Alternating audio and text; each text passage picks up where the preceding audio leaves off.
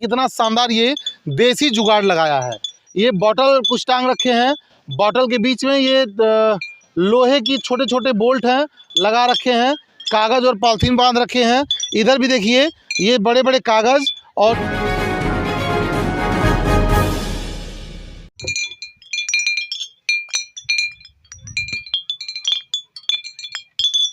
बहुत ही शानदार व्यवस्था एक किसान के द्वारा किया गया है। अभी इसके बारे में आपको बताते हैं। फिलहाल अभी एक दिन पहले मैंने छुट्टे पशुओं को लेकर के एक वीडियो बनाया था जो कतरारी क्षेत्र का था। कतरारी क्षेत्र में सैकड़ों की संख्या में छुट्टे पशु हैं जो किसानों की मेहनत को बर्बाद कर रहे हैं।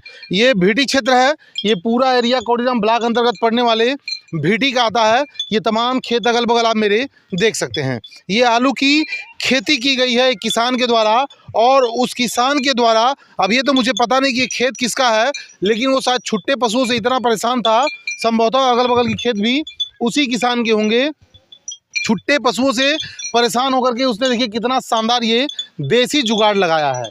ये बॉटल कुछ टांग रखे हैं, बॉटल के बीच में ये लोहे की छोटे छोटे बोल्ट हैं लगा रखे हैं, कागज़ और पॉलिथीन बांध रखे हैं। इधर भी देखिए ये बड़े बड़े कागज़ और दो बोतल और बीच में ये बोल्ट लगा रखे हैं। तो जब भी हवाएं चल रही हैं तो इस बोतल से बहुत ही शानदार आवाज़ आ रहा है जो काफ़ी दूर तक सुनाई दे रहा है। तो नीलगायों से और छुट्टे पशुओं से अपने खेत को बचाने का ये एक अच्छा तरीका हो सकता है, क्योंकि सरकार के और प्रशासन के भरोसे बैठेंगे तो खेत का खेत साफ हो जाएगा।